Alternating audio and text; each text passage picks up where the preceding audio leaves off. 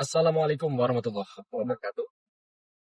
Di video ini saya mau bahas tentang tiga hal yang kalau kita punya ini, insya Allah hidup kita anti susah. Nah, jadi ini adalah ilmu yang saya dapatkan dari guru saya ya. Dan memang betul ketika kita nurut guru itu berkahnya dapat dan memang sangat bermanfaat ya kalau kita ngikutin ilmunya guru. Nah, jadi apa sih tiga hal yang kalau kita miliki, hidup kita insya Allah anti susah. Nah, disclaimer dulu, ini saya membahas dalam konteks sunatullah ya, teman-teman ya.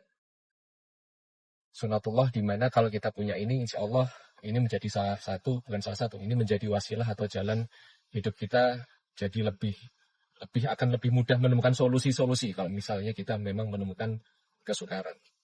Jadi apa tiga hal tersebut? Yang pertama adalah skill. Skill itu bukan hanya pengetahuan, tetapi pengetahuan yang sudah mendarah daging menjadi sebuah kompetensi yang kalau di ilmu NLP itu namanya mind to muscle ya. Jadi tidak hanya di pikiran, tapi juga sampai mendarah daging ke otot kita gitu ya. Karena kita mempraktikannya. Contoh, misalnya renang tuh ya kita nggak hanya tahu tentang renang, tetapi memang bisa renang. Kemudian dalam hal jualan misalnya, kita tidak hanya tahu tentang teori jualan, tetapi juga memang benar-benar bisa jualan. Bisnis kita tidak hanya tahu tentang teori bisnis, tetapi juga tahu caranya berbisnis. Kita memang terjun, kita praktik. Kemudian dari pengetahuan tersebut kita praktikkan menjadi sebuah yang namanya muscle memory atau memori otot gitu ya kalau di bahasa Indonesia kan. Jadi pikiran, perasaan, tindakan kita, tubuh kita mendarah daging atau menjadi satu kesatuan di dalam ilmu tersebut atau ilmu tersebut menyatu dalam diri kita. Itulah yang namanya skill. Singkatnya, skill adalah pengetahuan yang sudah teruji, gitu ya. Kita uji, kita lakukan. Dan nanti menjadi sebuah unconscious competence atau kompetensi yang bahkan kita tidak sadar kita bisa melakukannya.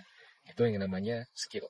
Jadi insya Allah di variabel pertama ini, kalau kita punya skill, maka kita skill yang, apalagi skill-skill esensial ya, seperti komunikasi, problem solving, creative thinking, dan macam-macam ya, manajerial, kemudian riset gitu ya, itu insya Allah hidup kita jauh lebih mudah menemukan solusi kalau kita menemukan tantangan-tantangan. Itu yang pertama, yaitu skill. Kemudian yang kedua adalah kredibilitas dan integritas. Itu jadi satu ya. Jadi saya banyak mengindra orang yang punya skill, tetapi kredibilitas dan integritasnya itu nggak bagus. Ya, kalau misal bisnis tuh suka nge-bypass gitu ya, kemudian suka nyolong gitu, kemudian suka tidak sesuai dengan janji. Dan ini juga merupakan hal yang paling sulit untuk dibangun ya, kredibilitas dan integritas. Karena seringkali membangun kredibilitas dan integritas itu nggak ada yang lihat. Termasuk saya pribadi juga merasakan memang yang paling susah itu membangun kredibilitas dan integritas. Kalau kita dilihat banyak orang, mungkin bisa kita menjaganya. Tetapi kalau sedang sendirian, nggak ada orang lihat, itu ujian sesungguhnya. Karena nggak ada yang lihat, itu seolah-olah kita nggak akan ada yang menilai. Padahal selalu, kalau misal kita muslim ya, selalu ada Allah dan malaikatnya yang mencatat setiap perbuatan kita. Dan kalau kita menjaga proses, insya Allah suatu saat malaikat lewat gitu ya, itu keberuntungan insya Allah akan berpihak pada kita. Kita akan banyak dapat keberuntungan. Kan?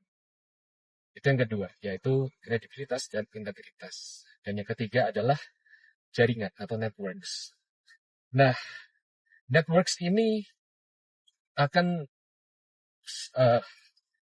maksud saya adalah daya ungkit ya. Kalau misal kita mau scale up dalam hal profesional, dalam hal keilmuan, dalam hal bisnis, itu network itu atau jaringan itu sangat menentukan kemudahan kita dalam menemukan solusi, mendapatkan ilmu, bahkan mendapatkan rezeki. Dan setiap kesulitan yang mungkin kita hadapi itu seringkali Allah menurunkan bantuannya melalui wasilah atau jalan dari network kita atau jaringan kita, teman kita. Karenanya penting kita itu ngumpul dengan orang-orang yang berkualitas. Tidak hanya yang yang pembahasannya recehan gitu ya, yang nggak penting gitu. Jadi kalau misalnya sekarang di antara kita ada yang merasa eh, belum ada pertumbuhan dari sisi apapun ya, dari sisi keilmuan, dari sisi spiritual, dari sisi material atau apapun itu, termasuk fisik juga ya. Berarti itu merupakan tanda kita perlu mengubah jaringan kita, mengubah circle pertemanan. Dan dengan circle pertemanan memang yang saya rasakan ya, mempraktikkan dari ilmu guru saya itu dengan memperbaiki circle pertemanan itu membuka pintu-pintu rezeki, membuka pintu-pintu keilmuan, membuka pintu-pintu peluang dan kemudahan-kemudahan saat kita menemukan tantangan. Jadi itu saja yang bisa saya sampaikan. Semoga sharing pada kesempatan kali ini bermanfaat dan semoga juga amal jariah untuk guru saya yang mengajarkan ilmu ini. Dan selamat mempraktikkan. Sampai ketemu di video selanjutnya. Wassalamualaikum.